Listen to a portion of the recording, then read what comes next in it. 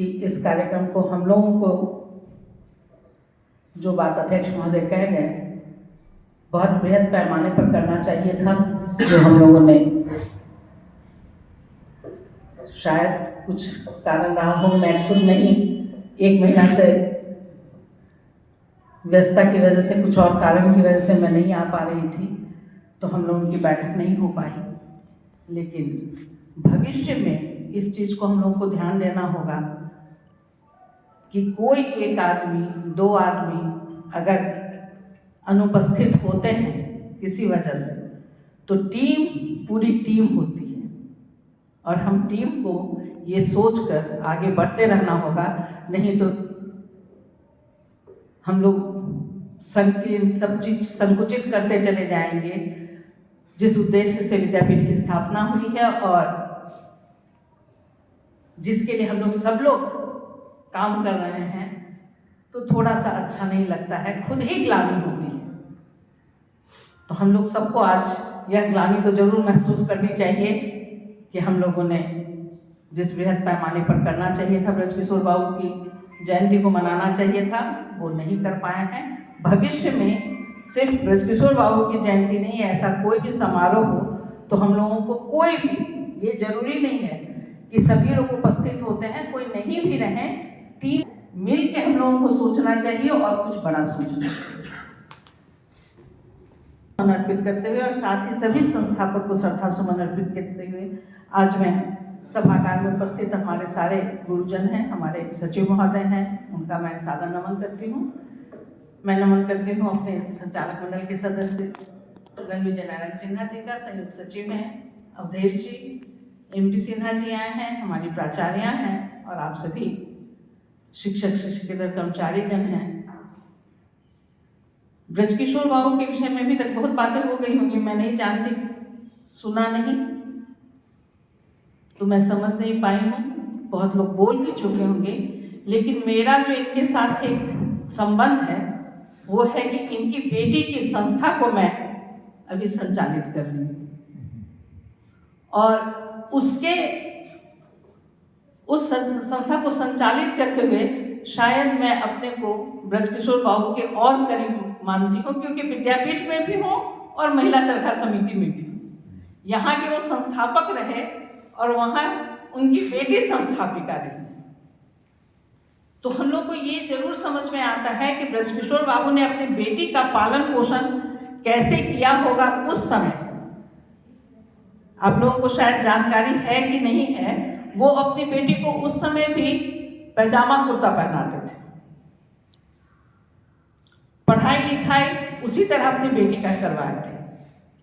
उस समय, जिस समय बेटियां पढ़ती नहीं थी, बेटियां बाहर निकलती नहीं थी, उसको पर्दा प्रथा से बाहर निकालना, उसको बेटे की तरह पालन पोषण देना और उसको देश के लिए समर्पित करना। तो एक तरफ वो देश के लिए, यहाँ विद्यापीठ की बात हो रही है, वो देश के लिए आंदोलन कर रहे थे, गांधी जी के साथ थे, और दूसरी तरफ नारियों की पढ़ाई, बेटियों की पढ़ाई। आज हम लोग बेटी पढ़ाओ बेटी बचाओ की बात कर रहे हैं, ब्रजकिशोर बाबू उस समय बेटी को पढ़ा रहे थे, बेटी को बचा रहे थे और बेटी को बेटा की तरह पालन पोषण दे रहे थे। तो ये सामाजिक कार्यकर्ता के रूप में भी थे और देश प्रेम में तो थे ही। मुझे तो लगता है कि ये समाज परिवार को बढ़ाते हुए तब देश की ओर गए थे।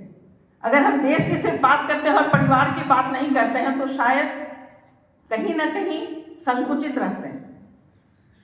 सबसे पहले हमको जहां हम हैं उस परिवेश को बनाने की जरूरत है, तो ये इन्होंने किया था। और उसके बाद वो समाज को, गांव को, तब राज्य और देश की ओर गए थे। बहुत कम उम्र में चले गए, बीमार पड़ गए यहीं पर। बाद में कहते हैं कि आम बगीचा के बीच में वो सोए रहते थे, यहाँ से हटना नहीं चाहते थे, यहाँ इस भूमि से उनको इतना प्रेम था। कुछ दिन रहते और तो शायद बहुत कुछ कर जाते, लेकिन इनका व्यक्तित्व हम लोगों के लिए वैसा प्रेरणा स्रोत है जो हर पिता में हम लोग देखना चाहते हैं। हर बेटी हर पिता में वो रूप देखना चाहती है कि मेरे पिता भी मुझे इसी तरह आगे बढ़ाएं। तो मैं एक महिला हूँ उस नाते मैं इनको उस तरह से ज़्यादा नमन करती हूँ कि उस समय उन्होंने अपनी बेटी को इतना फ्रीडम दिया, इतनी स्वतंत्रता दी कि वो बेटी को बापू अपने आश्रम ले गए।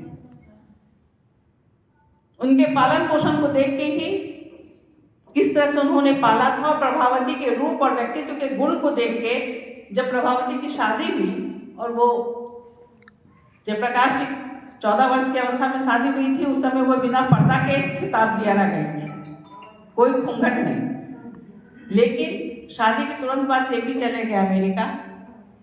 गांधी जी को लगा कि प्रभावती को फिर वो घर गृहस्थी में उलझ जाएगी, तो उन्होंने उनके ससुर को भी और उनके पिता को भी, दोनों को पत्र लिखा कि ये लड़की चूल्हा चौका में सिर्फ सीमित रहने लायक नहीं है, इसको मेरे आश्रम भेज दो। और वो व्यक्तित्व बनाया किसने? ब्रजकिशोर बाबू ने। तब गांधी जी उनको ले गए और वो साबरमती आश्रम में बिल्कुल आश्रम के जीवन को ले ली, और इतनी दृढ़ निश्चयी हो गई कि उन्होंने ब्रह्मचर्य व्रत पालन कर लिया। पति अमेरिका में, गांधी जी कह रहे हैं कि तुम पति से पूछो, उन्होंने कहा यह निर्णय मेरा है। इतनी स्वतंत्र मानसिकता देने वाले पिता ब्रजकिशोर बाबू ही थे। गांधी जी तो वहां भी उनको रोक रहे थे। ये परवरिश का ही कमाल था कि वो इतनी दृढ़ निश्चयी बन गई कि उन्होंने ब्रह्मचर्य व्रत का पालन किया। और बाद में जेपी जब आए, गांधी जी ने जेपी से कहा कि ये तो ब्रह्मचर्य व्रत ले लिए, तुम दूसरी शादी कर सकते हो, तुम दूसरी शादी कर लो। तब जेपी ने कहा था कि नहीं बाबू, ये आप क्या कर रहे हैं, मैंने जब इसने आजीवन इसका निर्वहन करने का संकल्प लिया है तो मैं भी इसे आजीवन निभाऊंगा। और दोनों पति पत्नी एक छत के नीचे रहते हुए, गृहस्थ आश्रम बिताते हुए, पूरे देश के लिए समर्पित होते हुए आजीवन ब्रह्मचर्य व्रत के साथ अपने जीवन का निर्वहन किया। तो यह एक महिला में, नहीं तो अभी क्या होता है, मैं थोड़ा पति से पूछ लेती हूँ, मैं बेटे से पूछ लेती हूँ, अरे मैं उनसे पूछ लेती हूँ। हम लोग और अपना कदम आगे बढ़ाने में चूकते हैं और बाद में रोते भी रहते हैं कि मुझे तो आगे बढ़ने नहीं दिया गया। तो इसलिए मैं दो शब्द अपना लोभ संवरण नहीं कर पाई कि मैं उस संस्था की सचिव हूँ जहाँ पर इन्होंने अपनी उस बेटी का पालन पोषण करके वहाँ भेजा, और बापू ने प्रभावती के नेतृत्व में महिला को संगठित करने के लिए उन्हें आह्वान किया। 1940 में जब रामगढ़ में कांग्रेस अधिवेशन हुआ था तो बिहार की कोई महिला नहीं गई थी। गांधी जी को लगा कि वार्धा से, गुजरात से महिलाएं आई थी। तब गांधी जी ने प्रभावती को लेटर लिखा कि बेटा तुम वहाँ पे महिलाओं को संगठित करो, नहीं तो जिस राज्य में महिला नेतृत्व में आगे नहीं आएंगी, आंदोलन का नेतृत्व नहीं करेंगी, तो हम लोग आंदोलन में सफलता नहीं पा सकते हैं। और 3 चरखा 5 महिला से महिला चरखा क्लास के रूप में वो संस्था शुरू हुई। 42 के नेतृत्व जो शहीद स्मारक आप देख रहे हैं, उसमें प्रभावती ने 200 महिलाओं को लेकर नेतृत्व प्रदान करते हुए सचिवालय आई, और वहां पर जब उन लोगों को गोली लगी, उसके साथ बांसघाट आई, वहीं पर उनको अरेस्ट कर लिया गया, जिससे वो भागलपुर जेल चली गई। दूसरी तरफ उस लड़की में ये देखिए, मैं प्रभावती के विषय में कह रही हूँ कि किस तरह का उनका पालन पोषण हुआ था। एक तरफ ये दृढ़ निश्चय, ये नेतृत्व प्रदान करने की क्षमता, दूसरी तरफ सेवा की इतनी क्षमता कि बा ने पत्र लिखा ब्रिटिश गवर्नमेंट को, जब वो बीमार पड़ी 1944 में आगा खां पैलेस में, तो उन्होंने पत्र लिखा कि मुझे ब्रिटिश गवर्नमेंट को कि मुझे प्रभावती चाहिए सेवा के लिए। ब्रिटिश गवर्नमेंट ने इस बात को माना और उन्हें आगा खां पैलेस भेजा। आगा खां में उनकी सेवा प्राप्त करते हुए उनकी गोदी में कस्तूरबा की सांस ली, अंतिम सांस जो कस्तूरबा ली है, सो प्रभावती के छाती पे वो फोटो महिला चरखा समिति में अभी भी है, और उनकी जो बा की अंतिम चूड़ी और धागा वो रखा हुआ है। प्रभावती वो भी साथ में ले आई, टूटी हुई चूड़ी है। तो एक तरफ सेवा का वो भाव,